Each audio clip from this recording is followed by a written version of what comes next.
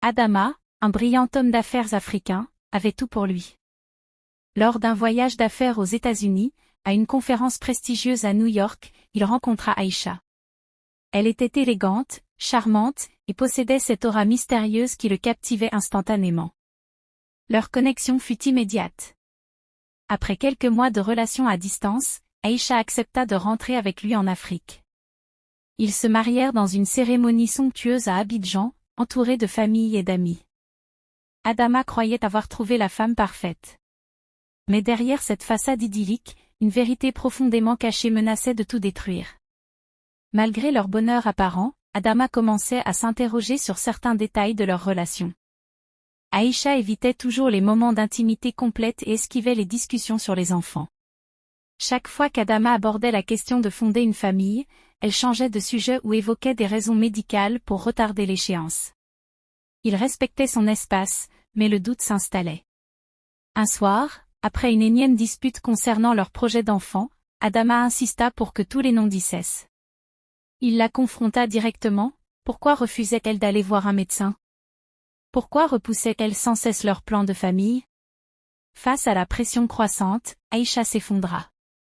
Ce qu'elle révéla cette nuit-là bouleversa la vie d'Adama à jamais. Je ne peux pas avoir d'enfant, parce que je suis né homme.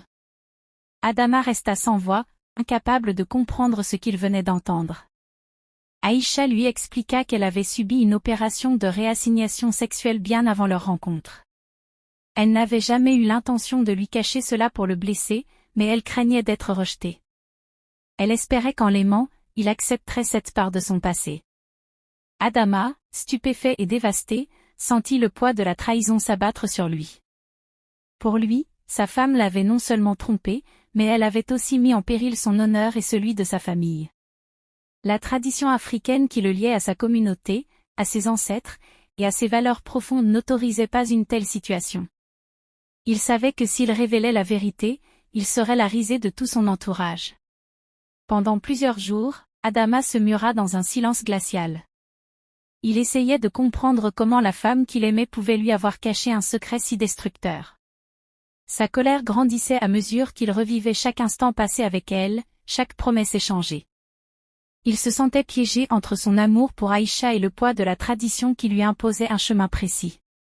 Après de longues nuits d'insomnie, Adama prit sa décision. Un matin, sans un mot, il fit ses valises. Aïcha, en larmes, tenta de le retenir, mais il était déterminé. « Je ne peux pas rester avec toi. J'ai des responsabilités envers ma famille, ma communauté, et mes traditions. Je t'ai aimé, mais ce que tu m'as fait est impardonnable. » Aïcha, désespérée, implora son pardon, mais Adama était inflexible. Pour lui, l'honneur familial passait avant tout. Dans sa culture, la procréation et l'héritage sont des piliers essentiels du mariage, et en acceptant Aïcha, il trahirait ses valeurs sacrées. Adama retourna auprès de sa famille, prêt à effacer toute trace de cette relation qui avait ruiné sa vie. Quelques semaines plus tard, il entama les démarches de divorce, expliquant à ses proches que Aïcha n'était pas celle qu'il pensait. Il ne révéla jamais les véritables raisons, mais le silence lourd qui entourait son mariage laissait deviner un scandale. Aïcha, quant à elle, quitta le pays. Elle retourna aux États-Unis, seule, brisée, mais libre de ne plus vivre dans le mensonge.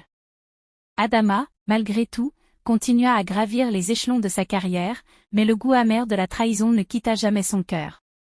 Sa vie parfaite s'était effondrée en un instant, et il savait que, bien qu'il ait respecté la tradition, il avait perdu l'amour de sa vie.